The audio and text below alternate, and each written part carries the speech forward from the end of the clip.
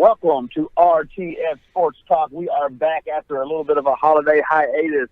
In the words of Bill Belichick, on to New Year's. I'm your host here, Matthew Lau, joined by Grand Jefe, Buck Matthew the Fourth. How are we doing, gentlemen? Did we have a great holiday? Yeah, we had a pretty good holiday over here, this side of the world. A little sluggish, though, from days being off. Ready to get back. Very sluggish. I feel like I've been hibernating for 16 days. What about you, Mr. Buck Nasty? Christmas is the most wonderful time of the year besides Halloween, so man, like I can't ask for much more, but I am lucky to be blessed by you guys here and the lovely voices that I'm hearing. So I'm ready to get it started and root for the Chiefs all the way to the Super Bowl. Look, I appreciate that statement altogether, but like there were just parts of it that didn't make sense. Like you saying that Christmas is the greatest time of the year, I'm all there for it. Besides Halloween. But then you comparing it to Halloween is like saying filet mignon is one of the greatest steaks out there, except for bologna. Like, I don't quite get the comparison. How can you dish Halloween like that? I mean, you get candy, you get to scare kids, and not have to worry about going to jail. That's a good thought idea. First off, Halloween doesn't throw out all the parameters. You still can't find yourself in jail. So let's pump the brakes there, Buck Nasty. I absolutely love putting up my haunted house every year, guys. So love it. Halloween is the Dallas Cowboys of holidays. Okay. So you're talking about Super Bowl champs? Overrated. Everybody gets all excited for nothing. Halloween is the Dallas Cowboys of holidays. Shots fired.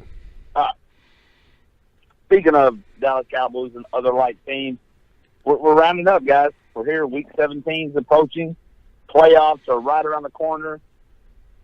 We don't have any games to predict. We're not going to recap any games from last week. Give me your thoughts. Give me the things that jump out to you, your surprises, your disappointment, your concerns, your excitement as this playoff picture starts to come together and we start sculpting the 2018 NFL playoffs. What say you, Billy? Well, my biggest surprise is really that the Kansas City Chiefs really came out at the start of the season. None of us really thought that, outside of maybe Mike, because he's a fan of the team. Nobody really thought that the Kansas City Chiefs would be as good as they are. The Dallas Cowboys actually won the NFC East. That's something to be surprised about, especially how the Redskins started out. At one point, the Redskins had a 3-point lead a 3-game lead on everybody else in that division. And then the injury bug hit them, and then they started going down. So, for me, honestly, the biggest takeaway, the Cowboys going to the Super Bowl, the Ravens actually in control of the AFC North with Lamar Jackson at the helm. I believe they won 6 of their last 7 or 5 of their last 6 with Lamar Jackson, looking to improve that and get to the playoff, and the Steelers are out of the playoffs. I don't – Matthew, I will say this. My Browns are 1 win away from that 8-win mark that we talked about at the beginning of the season that you said was impossible. But right there in prime position right now. Still won't get it. Baltimore needs it more.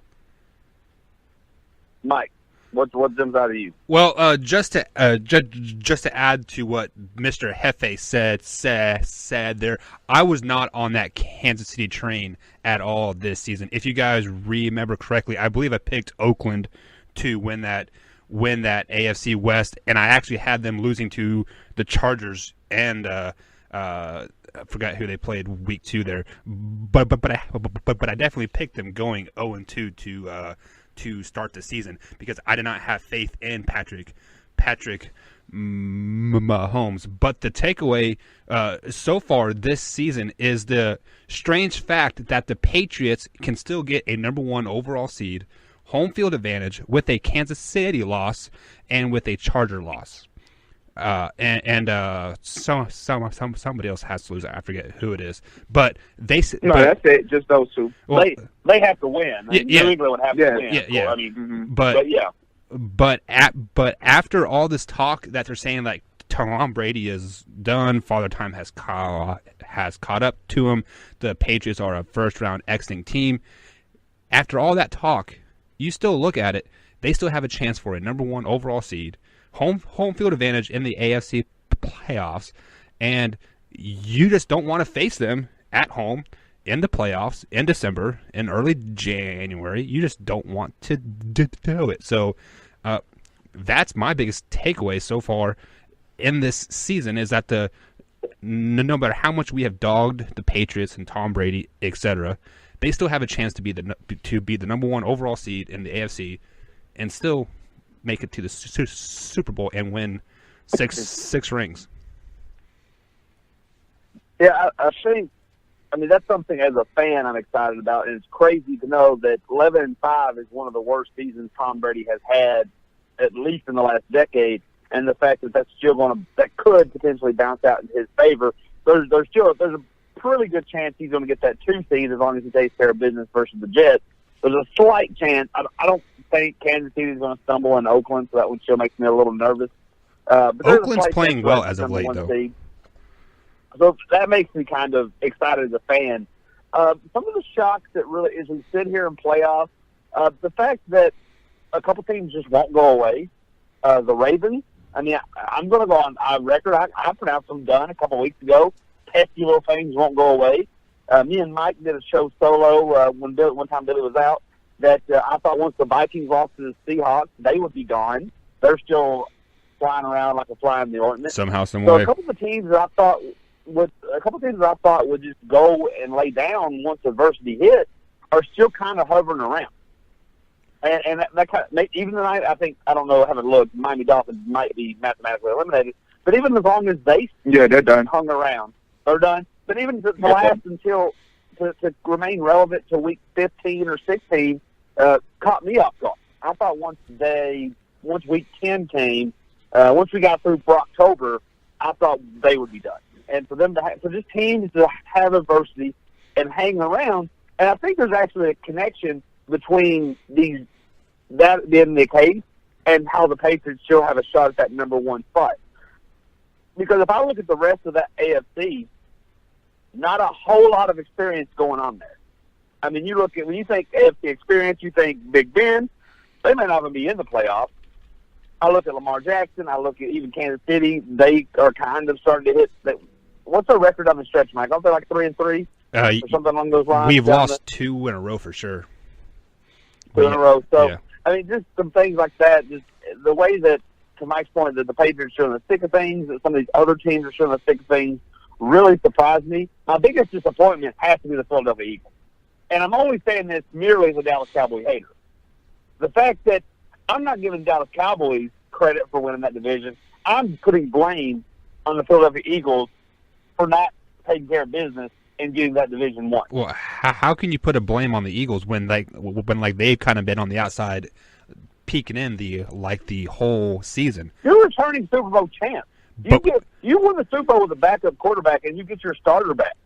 That's a letdown. Well, let's go ahead and put that starter in quotation mark, because I don't think he'll be a starter anymore. That's why it's disappointing to me. Yeah. And you look at if the Dallas Cowboys took that record to any other division, they wouldn't win any other division. How? Most divisions they wouldn't even be in the top 2. They would be alive in that Steelers division. Well, that one, but they would be a wild card team in the NFC. Or say they were in the Bears division, they would be a wild card team. I mean, not every division gets a wild card team, so no, you couldn't say that. Well, but their overall record. Well, because based on record right now, they have a half game lead over the Minnesota Vikings because the Vikings have tie at 8-6-1, and the Cowboys are at 9-6. So mathematically, they have the more wins that get there. I'm not really as surprised about the Eagles as you are. I wasn't high on them once I also heard Carson Wentz was trying to rush his way back, because that's really what it was. He know how well Nick Foles played. He heard all the rumblings. What should they do with Nick Foles? Should they start him and all this other stuff? Should he be the guy going forward? And I think he rushed himself back way too early. And I think Carson Wentz might have cost the Eagles a playoff berth. That's just my opinion. I think had Nick Foles stayed at the helm long enough, let Carson Wentz return fully healthy, not just, I feel good to go out there. I'm a trick the doctors into letting me go because I'm Carson Wentz. I think had he just waited his time, know that you're the guy, be secure in who you are, I think the Eagles would be sitting in a better spot right now, and we'll be talking about something different other than the Minnesota Vikings needing to lose in order to get the Philadelphia Eagles in the playoffs. Well, Mr. Grand Hefe, let me stop you right there. Maybe this was the plan all along. Maybe they just wanted to stave Foles for the last 2 weeks of the season, sneak into the playoffs, get that 6th seed, and then make that. Doesn't make any sense though. Well, I mean, he's if you think about this, but well, that's absurd.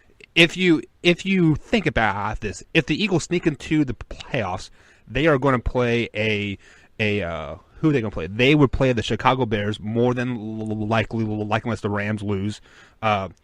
So the Eagles can probably go into Soldier Field, beat them with a healthy Nick Foles. You know, that's played 3 games all year, 4 games I guess. Maybe he had 2 earlier this season. Yeah, I'm not saying that they can't sneak into the playoffs. I'm just saying. Billy, what am I hearing? Wasn't the last episode we did all about how the Chicago Bears were your Super Bowls, and Nick Foles was a scrub, and now a healthy Nick Foles is just going to walk into a weak Soldier Field and take care of the do not Bears? put weak Soldier Field in my mouth.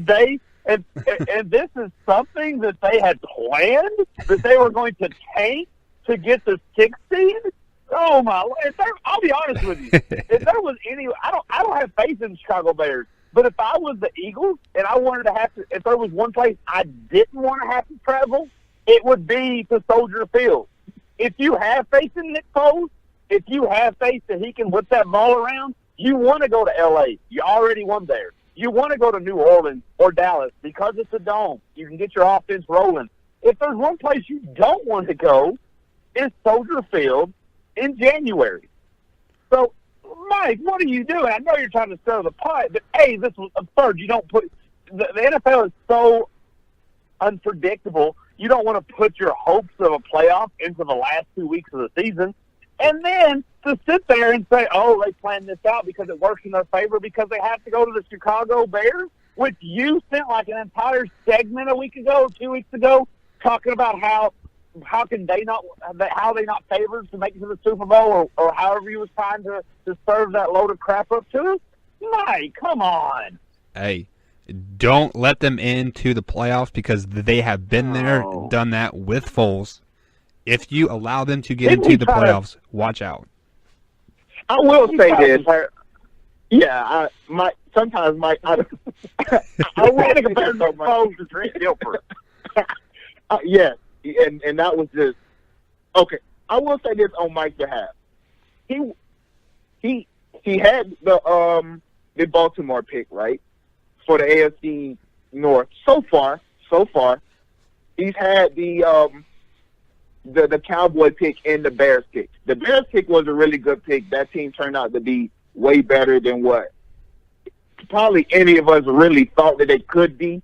Because even when you said it, Mike, you were kind of trolling a little bit about the Chicago Bears.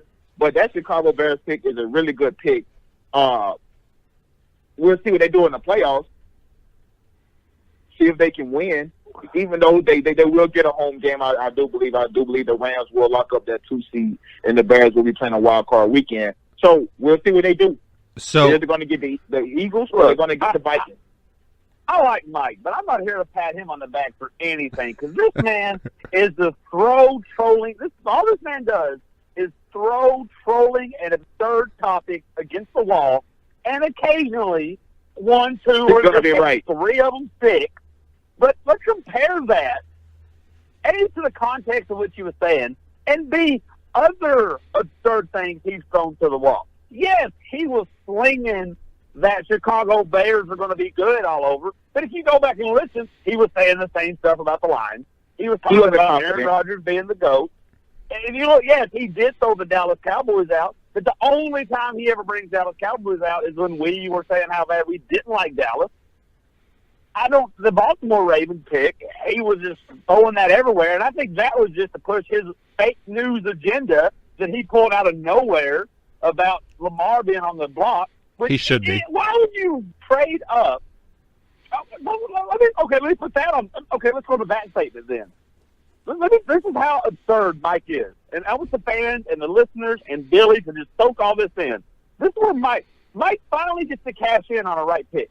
It's looking like Mike's pick for the Ravens to make the playoffs is going to hold true. Mike gets to cash in on that. Pretty good chance. I don't know how many games they've lost. I don't know the record, but I know the record with Lamar Jackson, who I'm not impressed with. But I think they've won the 5 of the last 6, I believe it was. Exactly. 6 of the last 7, yeah. So the guy, Lamar Jackson, since starting, one of the core reasons for Mike being right, now, because it's a hot take, Mike wants to throw stuff at him. So that just shows you how Mike is all about the trolling and the hot take. The Ravens are making the playoffs, good chance to prove you right, and you're on to the next hot take that the guy that helped lead them there needs to go. What? I'm not a Lamar Jackson fan, but what?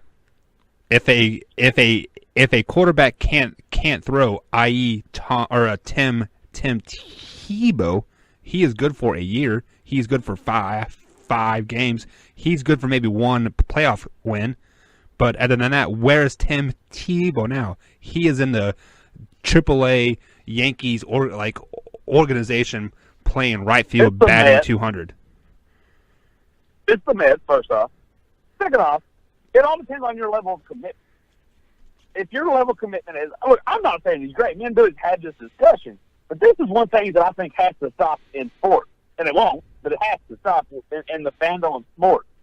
Rule number 1, anytime you get rid of anything in life, whether it be valuable or not, anytime you get rid of something, before you throw that away, you need to think, how easy is this going to be to replace? All these sports fans are really quick to throw out these quarterbacks. How easy is it going to be to replace? So you finally got a decent quarterback who's allowed your defense to be good, allowed your run game to develop.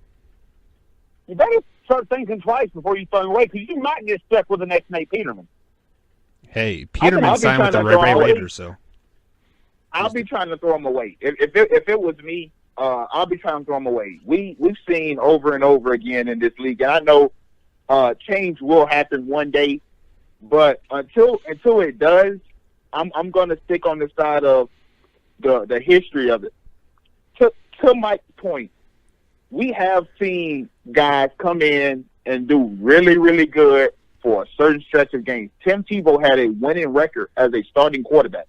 He was way above 50, he was way above 50%, somewhere like 60, 70% as a starter.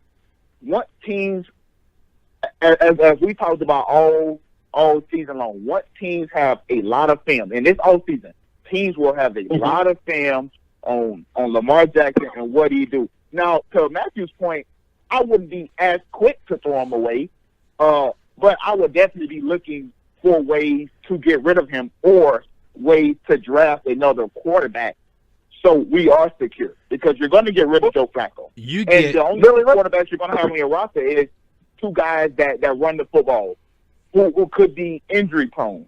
So for me, I'm looking for a way to get rid of them. You need a true passer, or at least a guy that can throw the ball. And you get Billy, let me put. I think one thing that teams have to do, to your Tim Tebow point, you are correct. But so it's a cycle. You have a player. He can be at any position. You have a player that is good at something. You take advantage of him being good at something. The other team stops it. It is on the coach and the player. I mean, it's a mutual partnership to continue to get creative with ways. Example, over the last 3 years, everybody wants to make fun of Tom Brady over the last 3 years that he loves to just do dump downs to running backs and little white receivers. Then why isn't every team doing this? The reason Tom Brady and them are so good at it is because, and I'm just simplifying this, game one, they'll do dump downs to the right. And then when you start watching defense, when the defense starts watching tape and says, hey, we're going to take this away from you, Bill Belichick and Tom Brady's one step ahead. Josh McDaniels, I'm sure, is in there too. One step ahead. We're going to dump down this way. We're going to dump down that way. Tim Tebow and Lamar Jackson, yes, I would much rather have an old gunslinger, but Tim Tebow and Lamar Jackson could have been more successful if their coaches and offensive coordinators, when defense started figuring out their A, tried to develop some sort of way of getting B. So, yes, I mean, obviously we all want Patrick Mahomes. Dude looks great out there. We all want that. But not everybody is that. So I think if you want Lamar, I'm going to preface this by saying I'm not a fan of Lamar Jackson. I don't like him at all. But if you're going to roll with that, it's going to take some work on the offense. And it takes work that the Ravens are not willing to put in, I think. They have a Joe Flacco. He signed that $100 million contract. Pay the man. You need to trade. You need to trade Lamar Jackson while his iron is still hot. Right now, he is a very valuable pick. Just like what Mr. Hatton said, they won 5 of their last six games. I believe the only loss is coming to the Kansas City Chiefs, Super Bowl champs here in 2019. So trade him while the iron's hot. Get another first-round pick, and not for this year, but for the next year when that Oregon quarterback decides to come out, and draft him. Yeah, well, you're not going to get a first round. That's the thing. You're not going to trade a quarterback for a first round. That's just not how the NFL works. Because everybody that has a first-round quarterback and could spend it on a first-round pick and could spend it on a quarterback are too drunk and enamored with everybody coming out next year. So there is nobody coming out. There's nobody coming out that's any good. Oh, Dwayne Haskins is going to be coming out. He is a mid-tier first-round pick. No, dude. Okay, let's pretend that you're right there. You got to remember, we're not talking about our evaluations of these guys. We're talking about how the NFL gets hyped and enamored. I guarantee you, in the next 3 months, you look at a first-round mock draft, even without Justin Herbert or Oregon, you look at a mock first-round pick, you're going to see Dwayne Haskins go probably in the top 10, Will Grier go somewhere in the top 15, and then probably a third quarterback that you ain't never heard of, like Mitch Trubisky, who came out of nowhere from North Carolina. You're going to hear a third quarterback just pop up out of nowhere. And that's just how this works. They get them out in ball shorts and T-shirts at these combines, and these cats throw 100 yards, and they answer these questions right, and they have fun talking to them. And then next thing you know, the hype machine. And then just like how the real business world works, stock starts influencing things. You start hearing rumors that this team's going to trade up to get Dwayne Haskins. Well, Dwayne Haskins then goes number 3 when he should have went number 12. Well, then since he went number 3, now you got a guy that was going in the second round. You got to draft him at number 15. Next thing you know, you got 4 quarterbacks drafting the first round over panic.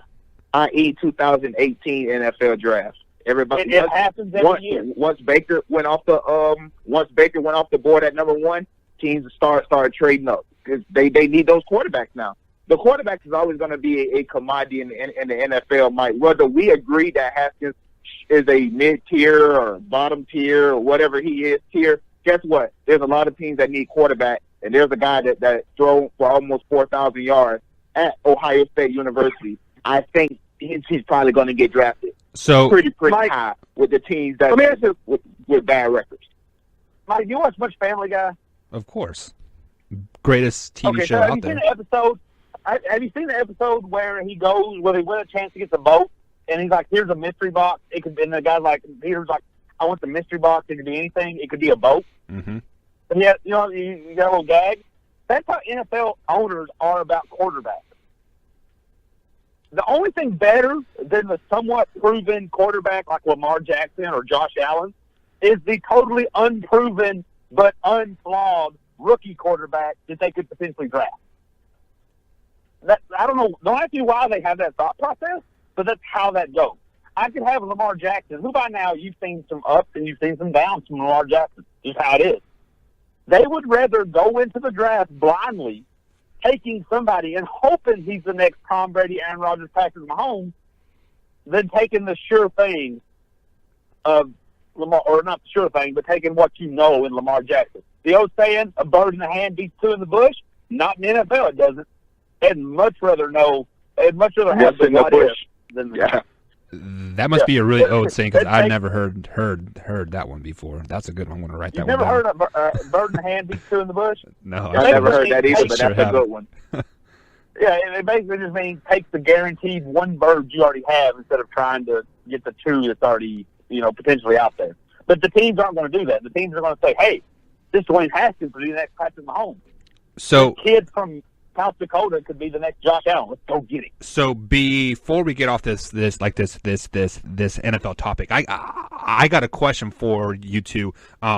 The Browns play the Baltimore this Sunday, and like Cincinnati plays the Steelers.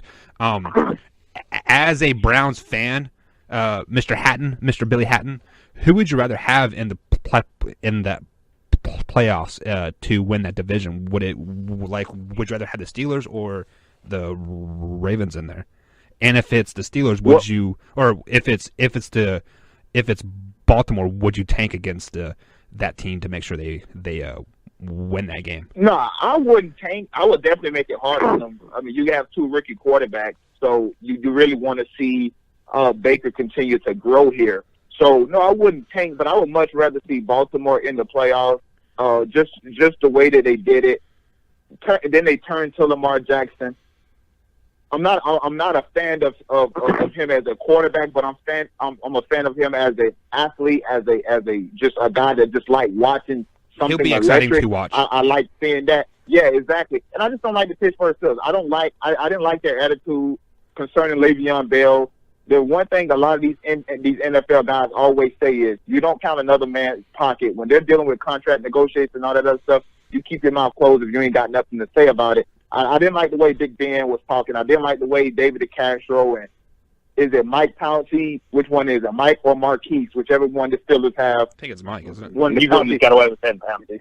Yeah, one of the Pouncey twins. I just didn't like that. Mike Tomlin, a lot of guys came out and they said a lot of stuff about Le'Veon. Now look where they at. I argue with Steelers fans all year long on Twitter about, James Conner this, James Conner that. They're 31st in the league in rushing. I can guarantee you if 26 is back there, they wouldn't be 31st in the league in rushing.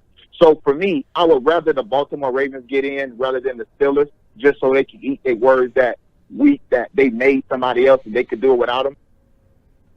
So I'd rather the Baltimore Ravens. I don't like either team. I really don't. Like if I had my three most despised teams would probably be Dallas Cowboys, Pittsburgh Steelers, and the Baltimore Ravens. So I look at who's going to have the worst success, or who has the worst case to be successful. And I think it's Baltimore. I think if Baltimore wins, they get that 4 seed. The Chargers or the Chiefs, depending on how this last week plays out, would typically go there. And I think both teams could handle Baltimore. I know Baltimore played Kansas City close, but I think especially since it looks like it will be the Chargers, I think the Chargers could go in and get a win there in playoff situation, not taking in what happened in the regular season. But if it's it will be tough though if they get that home field. But even then, if they get the home field, and let's just say they beat the Chiefs or the Chargers, then more than likely they'll have to end up going to the other one, Chiefs or the Chargers, whichever gets that 1 seed, or even Foxborough, and I think it fizzles out there. But the thing is, the thing with the Steelers, when you got Antonio Brown, Juju Smith-Schuster, and Big Ben, I mean, they played some good teams close.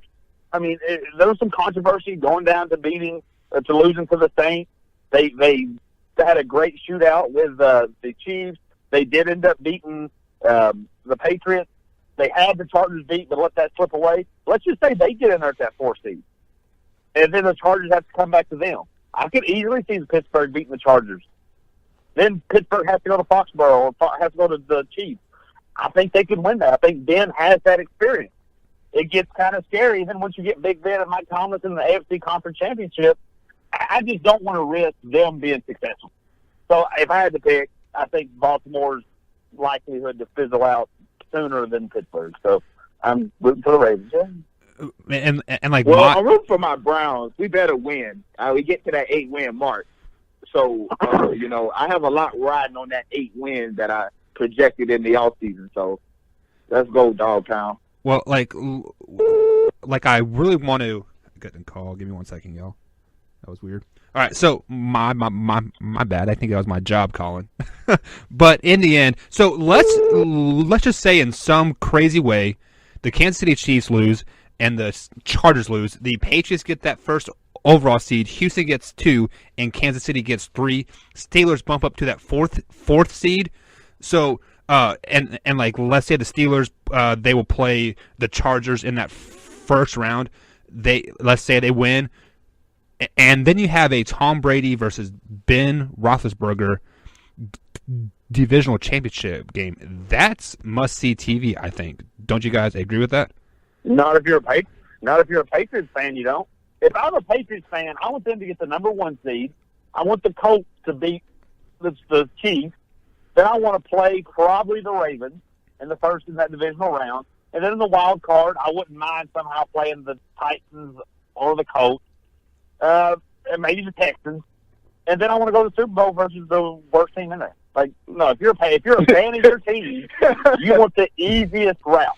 I don't care what nobody says. I mean, I'm not talking about the easiest route, but like as a Patriots fan, are you scared of the Steelers in the playoffs?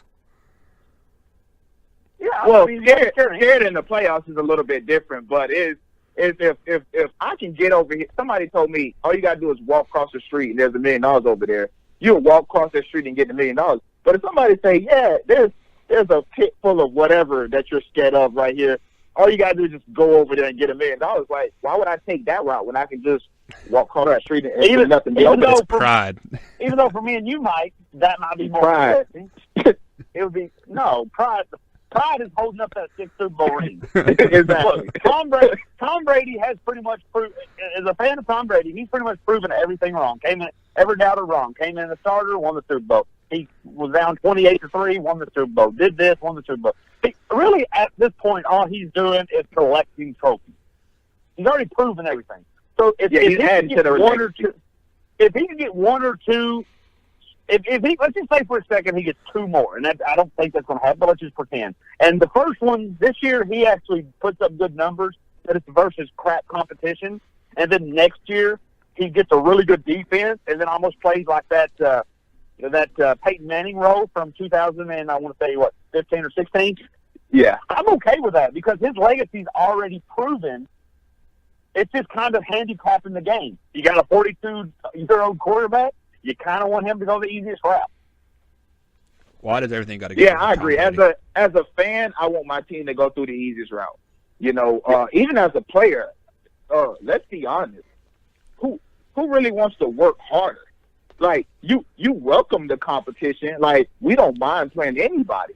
But if we really had a choice at it, I guarantee you, in their head, these players are thinking, "Man, I wish we could play this team instead of playing this team." Not that you're scared. It's just, why would I want to do that if I don't have to? You're right, 100%. All right, well, that's a lot of the NFL talk. We're going to move in a little bit to the NBA segment of the show. We've been talking about it, guys. We've been talking. Me and Billy was really on a point for saying this. We don't want to hear NBA till Christmas time at the earliest. Oh, Christmas came and went. Here we are, NBA. What's your guys' what's the temperature in the room right now? What's your pulse on the NBA standing? What's your thought? Just kind of how you feeling at this point, which I think should be the true start of the NBA season. But kind of what's your thoughts there, Billy and Mike? Go ahead, Billy. Mike, you want to take this one first, or you want to go first? Sure. I got it here. So my take so far is that Western Conference, this has kind of become must-see TV in the last month or so. Like I believe there are 14 teams still in competition for those 8 playoff spots here, except for the Suns because they're just horrible. But this is the most teams that have been in competition or in conversation for those 8 playoff seeds for the first time since I think it was 2004 or 2005 when they had 13 teams still in like the quote unquote hunt of it. I mean, yes, all teams are still in the hunt. I mean, the Suns can go on a the 30-game tear here and win 30 of their 35 games or something like that, and be right in the mix. But realistically, they're probably done. So the Western Conference as a whole, I am really gravitated to that side of the NBA. Is the Golden State Warriors here finally going to start playing like the Warriors of like old once Cousin is back and healthy? Are the LA Lakers going to finally, get over that mediocre hump that they kind of been playing with all year, even with LeBron James out for a few games here. So overall, I'm excited. I'm excited about the West because it is not what we thought it was. We would not. It is not what we thought it was going to be. We thought it was going to be the Rockets and the Golden State, and then everybody else, and it's proven not to be that way. And I'm really excited about that. Well, to my point here, before Billy hops in, be careful using that term "we" with the Houston Rockets, because I thought they were going to miss the playoffs. They're actually back into the playoff run, but I'm not too concerned about it. I will give you some credit there, Mike. The playoffs in the West. I'm looking at the standing. I mean, your 14th seed right now. Your 14th place is the Pelicans. I mean, they were a good, nice little playoff team last year, even without Boogie Cousins. So I think there were some interesting things. I wouldn't know if I'd call the Lakers exactly mediocre, considering they're gelling, trying to find a team, and they're currently in the 4th spot. But I think the more takeaway, I am calling them mediocre because after LeBron James, they have a bunch of role players. Like they have a bunch of 3-star players. They don't have any of those all-star teams or all-star players. Exactly. So to be a 4th seed, I would say they're overachieving, if anything. Yeah, I mean, I guess you can say that. But my question too, and maybe you can touch on this. I'm curious to see if, to Mike's point, is this really going to happen? Are we really going to get excitement? Because everybody's been, just like the New England Patriots, everybody's been, this is the downfall of the Warriors. They lost to the Lakers. They lost to the Raptors. They lost to this team. They're still number 1 seed in the West right now. I mean, they can, if they can hold that number 1 seed, the playoffs is an entirely different season. So are we going to get more, and you can kind of include this in your whole answer, Billy, are we going to get more of the competitive Western Conference Finals? Or is the Golden State Warriors just know what it takes to get the 1 seed, and they're just trying to stay healthy until the playoffs get here? Or I'm going to actually go ahead. Well, I'm going to answer that question close first. Or not. I'm going to answer that question first. It's not going to be close.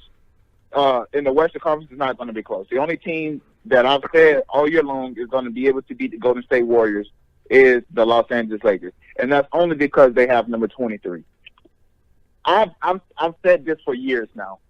In a 1-game scenario, whatever team LeBron James play on, I will bet the house on that team because I believe in LeBron James that he could get you 1 game. Do or die for all the marbles. I'm betting on LeBron. But in a series, it's a totally different story when you're talking about somebody beating this Golden State Warriors team 4 times. Yeah, anybody can beat them 1 time. You can probably even sneak in 2 games or so in there.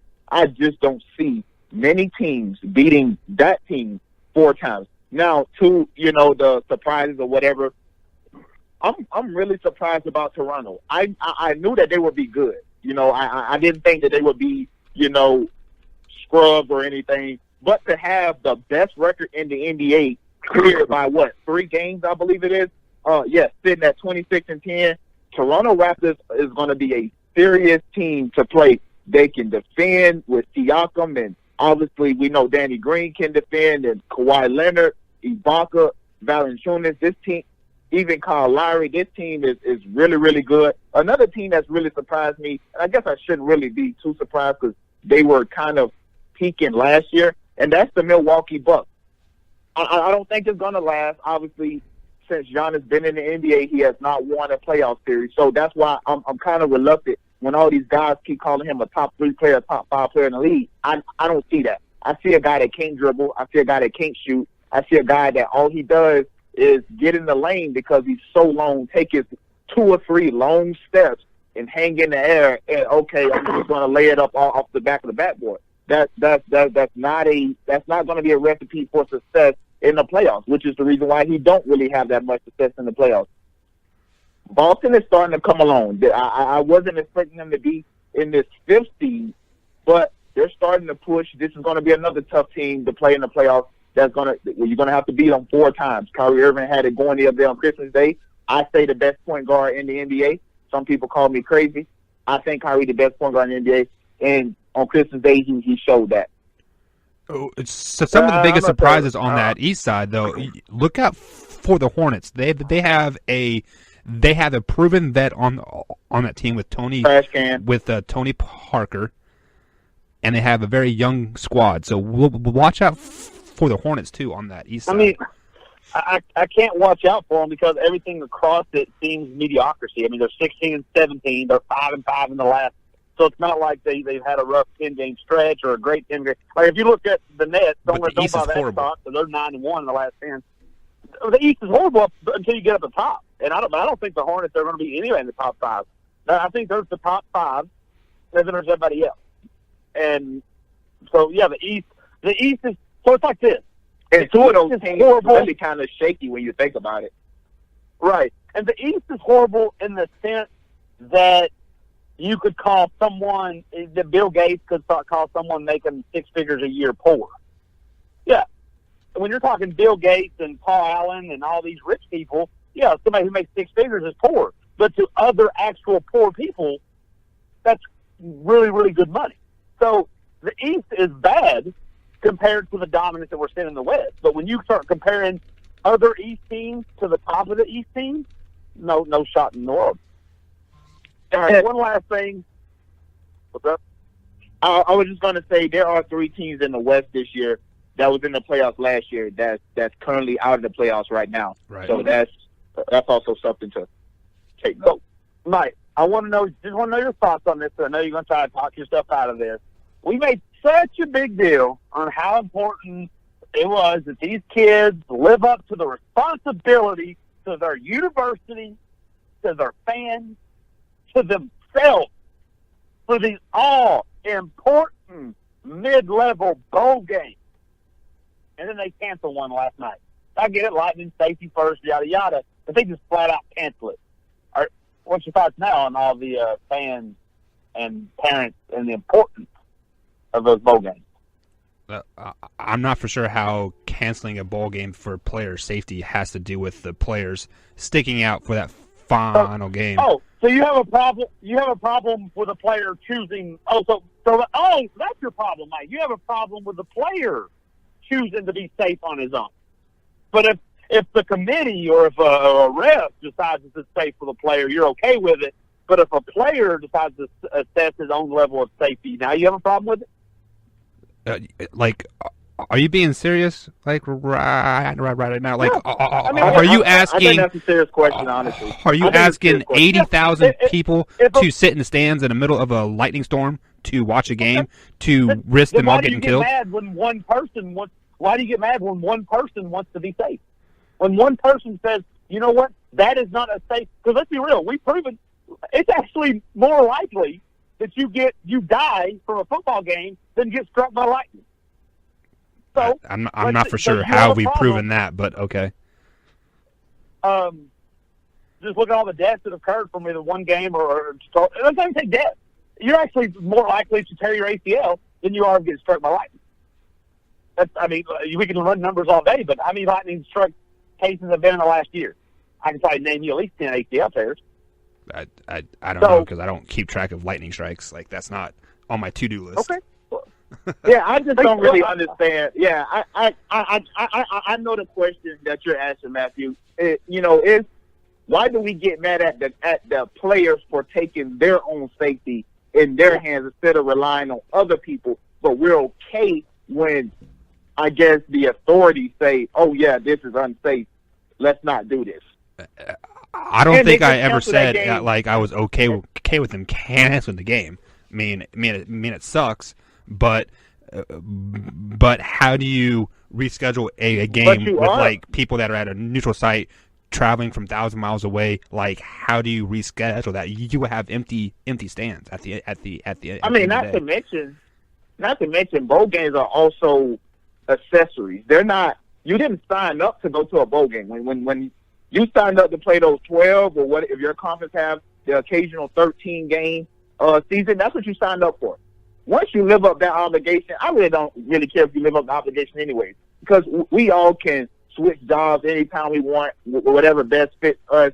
But we're telling kids, oh yeah, you need to be committed to that school and you need to stick it out. Like, that just don't make any sense to me when I have $40 million on the other side as long as I stay healthy. Well, that don't make any sense. If you want to go that route thing, I work at a job that like, if you go back to school and you get XYZ, they will pay for you to go get to go get XYZ, but you have to work there for 6 months or you have to repay them back. So that's exactly what this college thing is we are helping you go get that NFL $40 million contract.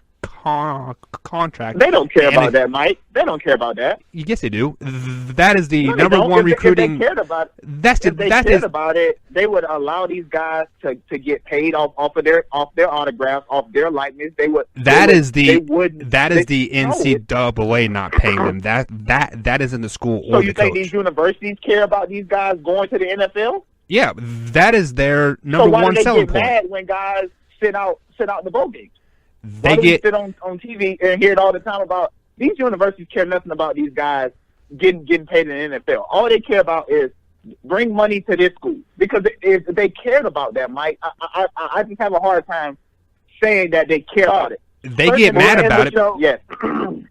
We're going to end the show there, but some closing thoughts. The odds of tearing your ACL is 1 in 10. The odds of getting struck by lightning is 1 in 700,000. How is your odds of tearing the ACL 1 to 10? Like, how did they figure that out?